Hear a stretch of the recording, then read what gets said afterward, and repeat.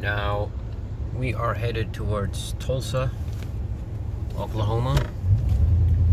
We're leaving Oklahoma City. We had dinner at the Cattleman Steakhouse, the state's oldest, and it was delicious, absolutely. We are gonna look to our left at Oklahoma City downtown as we leave it, and we leave it with love and respect. It's a great city that I would like to visit one day.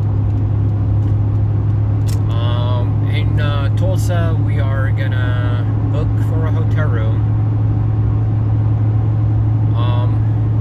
I have decided where to stay, but I did not book yet. I want to make it there first to the hotel, make sure that it seems nice in a good area and I have positive vibes, then I'll book the parking lot. This is downtown. In Tulsa awaits us one more adventure tomorrow. Hopefully that Air and Space Museum north of the city is open, because tomorrow is Christmas, so we shall find out. Having a GPS installed into your truck is very convenient, so you don't have to look at your phone all the time. You can turn off your phone, actually, and still have that plugged in and works through your screen.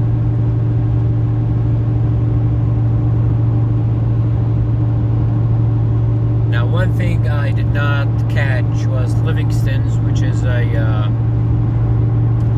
very famous cowboy wear shop right across from Cattleman, but it was closed, and apparently they closed a few minutes before I arrived, because I saw the employees inside and they said we're closed. So that is a bummer, because I wanted to buy a cowboy hat from Oklahoma. They are famous for their cowboy hats. And then maybe we'll find something similar in Tulsa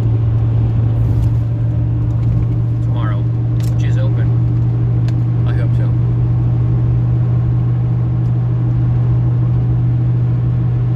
As you can see, the roads are nice and smooth. The side of the road is clean, unlike some cities that I've been to, where you would see broken glass and other stuff.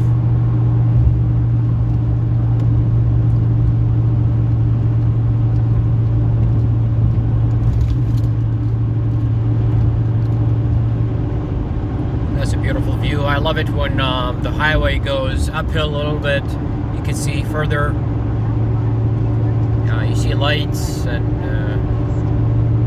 you see the city, which we just did.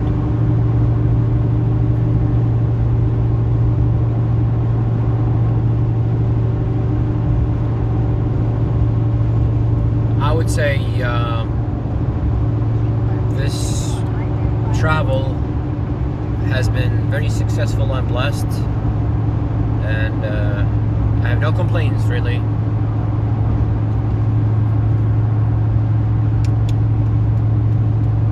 Generally speaking, it's a cheap town. Gas is definitely cheaper than Michigan. I would say 40 cents cheaper, maybe 50.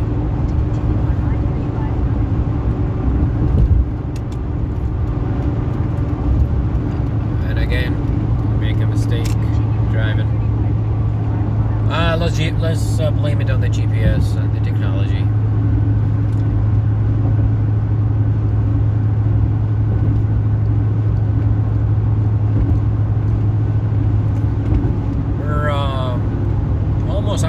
Outside the city, and you can still see the bridges and the tunnels, and this tells you that it has a great infrastructure that helps the city not suffer from traffic, which is very admirable to whoever designed this. Speed limit is 60. pick up soon, up to 80. As I mentioned in my previous video, Oklahoma is one of the few states where the interstate has the high speed of 80. I've seen that once before, and it was in Wyoming back in August. I'm assuming Texas is similar.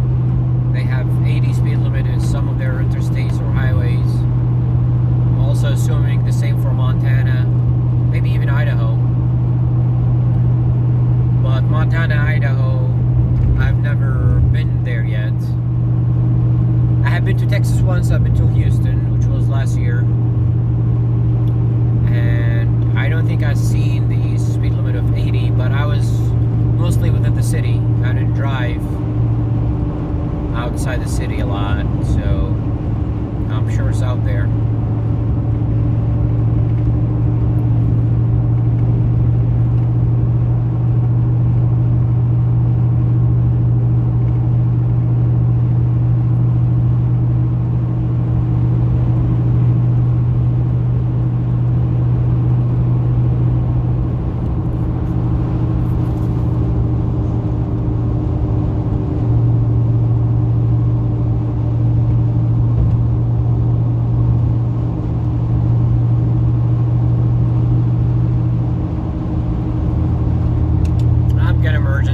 Lane. I don't feel like driving fast. I know it has been a long day, but considering the massive dinner I just had, and there is no more adventures for this night, we will just cruise and enjoy ourselves. Temperature has dropped. It shows 49 in my truck, but I'm sure it's colder because my truck usually shows 5 degrees warmer than the actual temperature outside.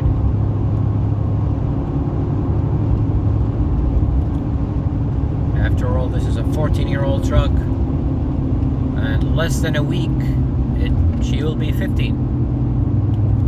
It's an 06, and we are less than a week away from 2021. So my truck is a teenager, and oh boy, she gives me a lot of troubles. Spent so much money this year, about 6-7 grand, less than a year, honestly, including a transmission that broke down in the hills of West Virginia, which is another story for another day. So we have a younger transmission installed in this truck. The body has over 300,000 miles. The transmission has less than 80, so that's a blessing.